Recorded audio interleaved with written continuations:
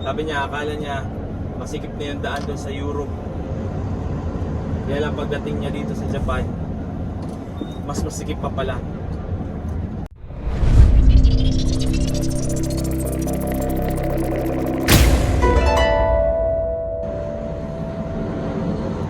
Right, good morning guys. Welcome back to this channel. Time check is 6:25 in the morning. Papunta na ako sa aking pagdideliveran.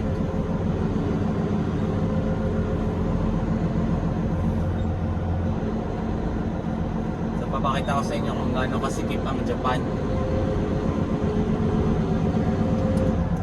So ito, lagi ko siyang dinadaanan araw-araw. So makikita niyo yung mga railings dyan. So akala nyo masikip na, pero may mas masikip pa dito mamaya-maya doon sa unahan.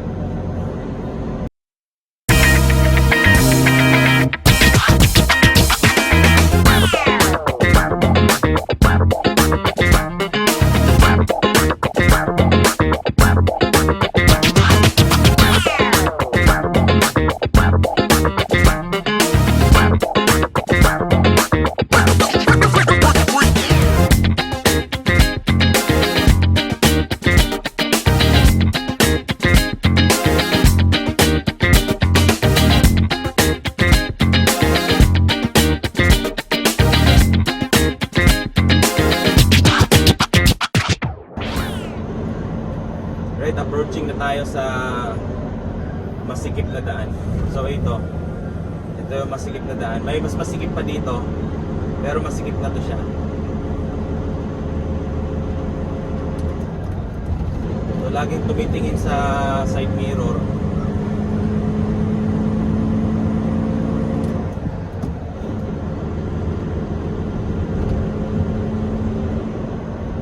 Kasi pag hindi mo titingnan, baka ma-miscalculate ka, sigurado mababangga. Yun, doon. Dito okay lang, medyo may awang content.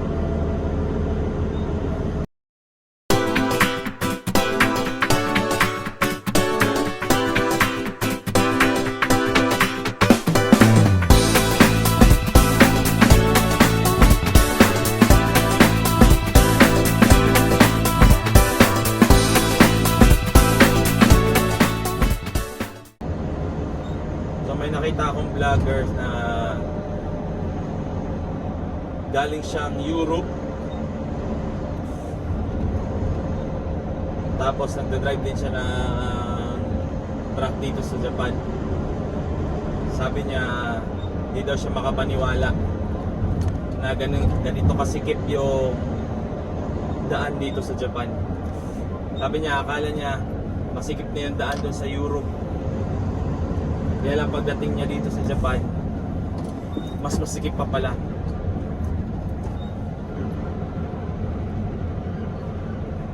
So hindi kagaya sa US tsaka sa ibang bansa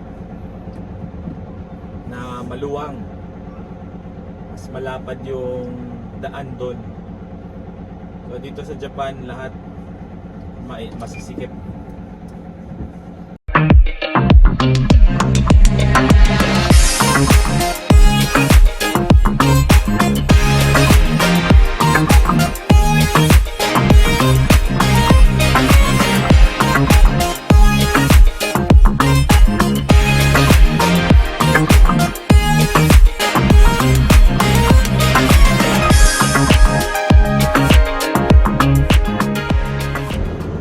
Tracking company din dito na banda. Siguro kaya nila pinili dito kasi mura yung lupa. Makakabili ka ng malawak na space sa murang halaga. Yan, may tracking company dito. Kanina nga pala meron. Tapos dito banda sa right side may mga tracking company dyan. Dito banda, tapos doon pa sa unahan meron. Dito isang ano to, malaking tracking company dito. Iba-iba siyang company. Ito tracking company din yan.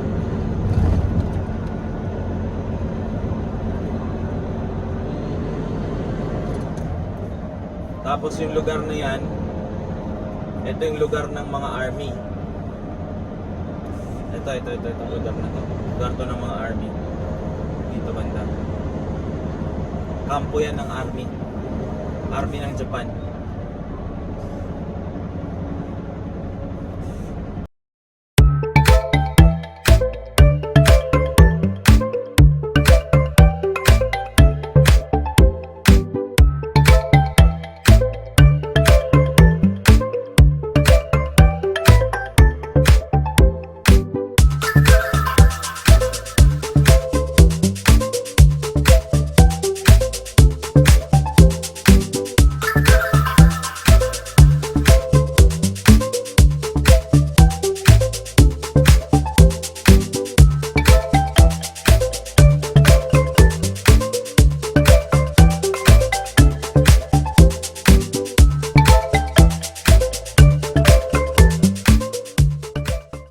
Buhay dito pagka dito na, no? Sarap siguro tumira dito pagka tumanda ka na.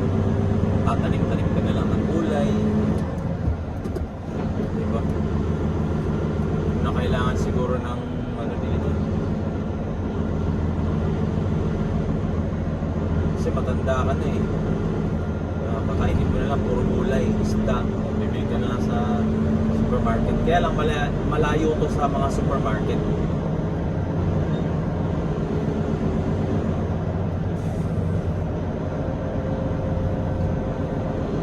Bakit na naman ulit?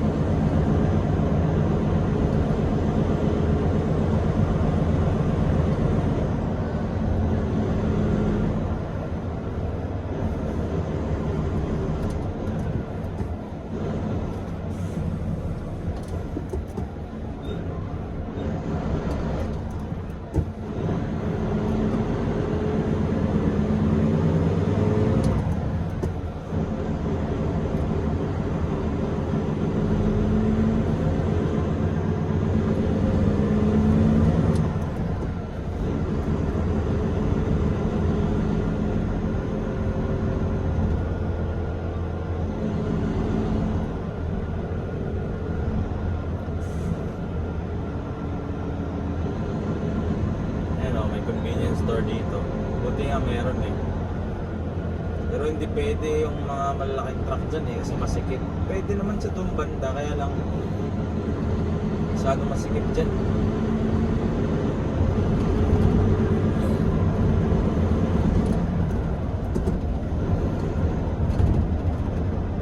Ito nga pala yung pagdideliveran ko ng company na to. Malaking company to.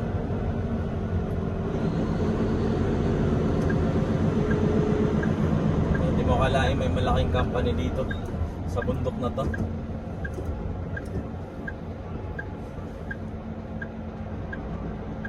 Gawaan to ng mga iba't ibang klaseng parts ng sasakyan.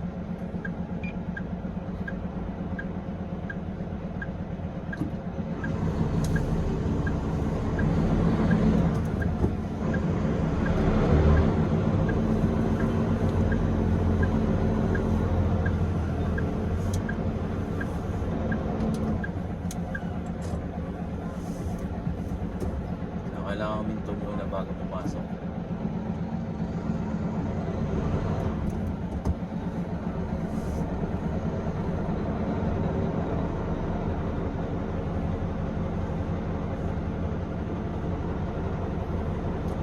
So ayan, dyan yung mga pagbabaan.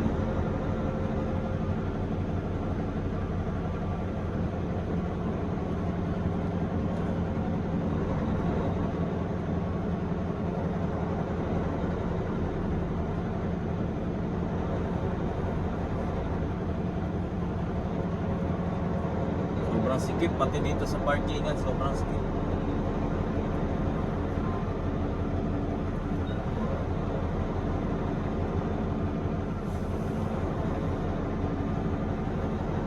Yang hirap mag-parking dyan eh.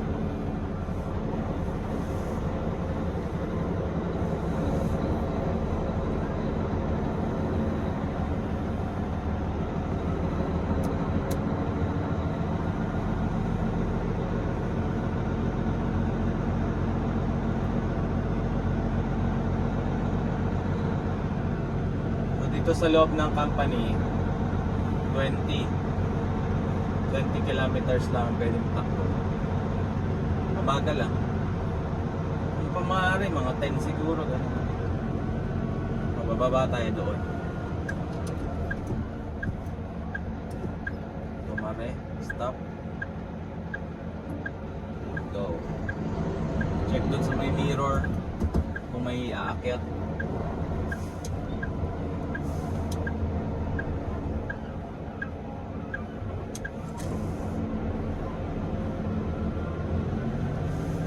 Liliko tayo dyan, no? Dito, U-turn. U na daan siya.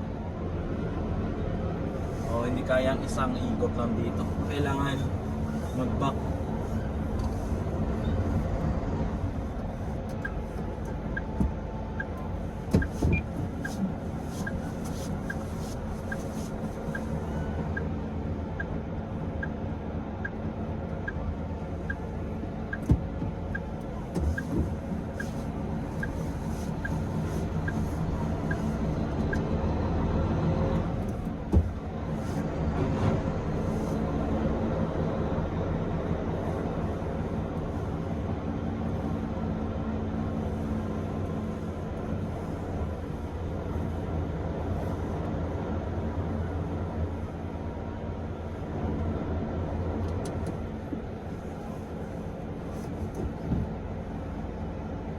Right, dito muna tayo hinto ng mga wala pa kasi yung truck na nauna. May schedule kasi dito. Alright, time ko na magbaba. So kanina hinintay ko lang yung green na truck. So yun yung hudyat na para magbaba na ako. So pag dumaan na yung green na truck, mga 5 minutes siguro matatapos na. Titingin lang naman siya dyan eh. So ako na yung susunod. So may sistema na kasi dito sa Japan sa mga nagdi-deliver dito na company, may sistema kasi. So naka-schedule na yan kung sino yung susunod, yung pagkakasunod-sunod ng mga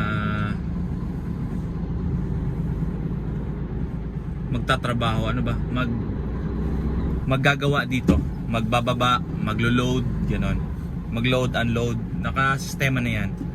So ako, kukuha lang ako dito ng empty box, tapos doon ako sa taas magbababa.